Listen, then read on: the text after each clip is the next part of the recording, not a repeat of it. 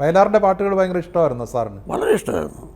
എനിക്ക് ഒരു കാര്യം നമുക്ക് നിഷേധിക്കാനൊക്കെ ഇല്ല. ഇപ്പോൾ പി ഭാസ്കരൻ, വയലാർ, ONV ഈ മൂന്ന് പേരിൽ എനിക്ക് എന്തെങ്കിലും ഒരു അഭിപ്രായ വ്യത്യാസം ഉണ്ടായിട്ടുള്ളത് ONVയോട് മാത്രമാണ്. ഓരോരുത്തരിലേക്കും വരാം.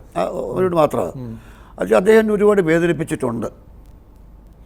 അത് എനിക്ക് തുറന്നു പറയാൻ എനിക്ക് നിവൃത്തിയില്ല. അപ്പോൾ പക്ഷേ ഞാനതൊക്കെ മറക്കുകയും അവസാനം അദ്ദേഹത്തിൻ്റെ ശിഷ്യനെ പോലെ കൂടെ നിൽക്കുകയും ചെയ്തു. മരിക്കുന്ന സമയത്തൊക്കെ ഞാൻ അടുത്തുണ്ടായിരുന്നു. എൻ്റെ ഗാനസമാഹാരത്തിന് വയലാറൊപ്പം മരിച്ചുപോയി. പി ഭാസ്കരന് പിന്നെ അൽഷിമേഴ്സ് അദ്ദേഹത്തിന് ഓർമ്മ നശിച്ചു. ONV കൊണ്ടാണ് ഞാൻ ചോദിച്ചെന്ന് ചോദിച്ചു, എൻ്റെ ഈ പുസ്തകത്തിന് അവതാരം എഴുതാമോ ചോദിച്ചു. എഴുതാമെന്ന് പറഞ്ഞു. എഴുതി അദ്ദേഹം. പക്ഷേ ഈ കാലഘട്ടത്തിൽ എന്തെങ്കിലും ഒരു അഭിപ്രായ വ്യത്യാസം ഉണ്ടായിട്ടുണ്ടെങ്കിൽ അത് ONVയോട് മാത്രമേ ഉള്ളൂ. കാരണം വെച്ച് കഴിഞ്ഞാൽ വയലാറുമായിട്ട് ഒരിക്കലും അഭിപ്രായ വ്യത്യാസം നേരിട്ട് വയലാറിന് വേണ്ടി ദേവരാജൻ മാഷ് എന്നെ അകറ്റി എന്ന് പറഞ്ഞാൽ അത് വയലാറല്ല. കാരണം ദേവരാജൻ മാഷിൻ്റെ ബന്ധമാണ്, ദേവരാജൻ മാഷിൻ്റെ മഹത്വമാണ്. അതെ അതെ. ദേവരാജൻ മാഷ് പറഞ്ഞ വാചകം നിങ്ങൾ അറിയിക്കണം. താൻ എൻജിനീയറാണ്, തനിക്ക് പിന്നെ സിനിമയ്ക്ക് പാട്ട് കിട്ടിയില്ലെങ്കിൽ കോൺട്രാക്ടർ ജീവിക്കാം. കുട്ടനെ തൊഴിലാണ് പാട്ടെടുത്ത്. കുട്ടന് അപകടം വരുന്ന ഒന്നും ഞാൻ ചെയ്യില്ല, തൻ്റെ കൂടെ മറക്കുകയില്ല. അപ്പോൾ അത് വയലാറുള്ള സ്നേഹം ദേവരാജന്റെ മഹത്വമാണ്. അതെ, തീർച്ചയായിട്ടും. നമ്മൾ അങ്ങോട്ട് അങ്ങനെ വേണം കാണാം. അതെ അതെ. ഞാൻ ചെറുപ്പമായി 26 വയസ്സായിട്ട് ഞാൻ വഴക്കിട്ടു, അത് സ്വാഭാവികം. പക്ഷേ ഇന്ന് തിരിഞ്ഞു നോക്കുമ്പോൾ ദേവരാജ മാഷ് എത്ര വലിയ ആളാണ്. എന്ന് മാത്രമല്ല 5 വർഷം കഴിഞ്ഞപ്പോൾ എന്നെ വിളിച്ച് പറയുന്ന, അതായത് അദ്ദേഹത്തിൻ്റെ വീട് പൂർത്തിയാകാൻ പോകുന്നു, കുറച്ച് വർക്ക് ബാക്കിയുണ്ട്. ഈ നമ്മുടെ പ്ലംബിങ്, പെയിൻറ്റിങ് ഒക്കെ ബാക്കിയുണ്ട്. കോൺട്രാക്ടർ പിണങ്ങി കഴിഞ്ഞപ്പോൾ ഈ 5 വർഷമായിട്ട് എൻ്റെ കൂടെ വർക്ക് ചെയ്യില്ല എന്ന് പറഞ്ഞ് പിണങ്ങിയിരിക്കുന്ന ആൾ എന്നെ വിളിക്കുകയാണ്. എന്താ തമ്പി, എനിക്ക് തമ്പി ഒന്ന് കാണണം. ഞാൻ റോഡിൽ നിൽക്കാം. തമ്പി ഹോട്ടൽ അപ്പോൾ കാറൊക്കെ വാങ്ങിച്ചു. ഞാൻ പിന്നെ ഇത് സ്റ്റുഡിയോയിലേക്ക് പോവാം റെക്കോർഡിങ്ങിന്.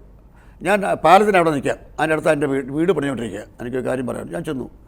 എന്നെ കൊണ്ട് തമ്പി വീട് കുറേ വർക്ക് ബാക്കിയുണ്ട്, തമ്പി തീർത്ത് തരാണ്. അപ്പോൾ ഞാൻ അങ്ങോട്ടൊരു ചോദ്യം ചോദിച്ചു.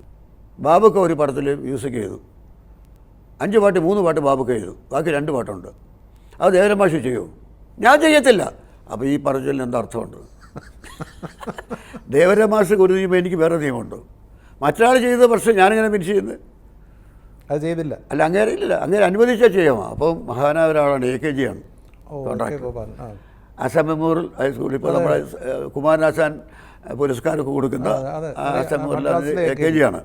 അപ്പോൾ അദ്ദേഹത്തിന് എന്നെ വലിയ ഇഷ്ടം. ഞാൻ കൺസ്ട്രക്ഷൻ കമ്പനി തുടങ്ങുമ്പോൾ അദ്ദേഹത്തിന് എന്നെ വലിയ ഇഷ്ടം. അദ്ദേഹം വയലാറിൻ്റെ ഒറ്റ മിത്രമാണെങ്കിൽ എന്നെ ആദ്യം വലിയ ഇഷ്ടമാണ്.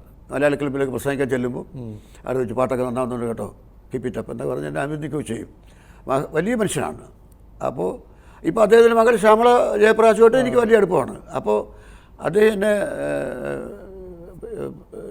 ഞാൻ ആദ്യമായിട്ട് കൺസ്ട്രക്ഷൻ തുടങ്ങുമ്പോൾ എനിക്ക് മദ്രാസിൽ എസ്റ്റിമേറ്റ് എങ്ങനെ തയ്യാറാക്കണം, ഇപ്പോൾ ബ്രിക്ക് വർക്കിന് എത്ര കോട്ട് ചെയ്യണം, RCCക്ക് എത്ര കോട്ട് ചെയ്യണം, ഒരു പിടിയില്ല.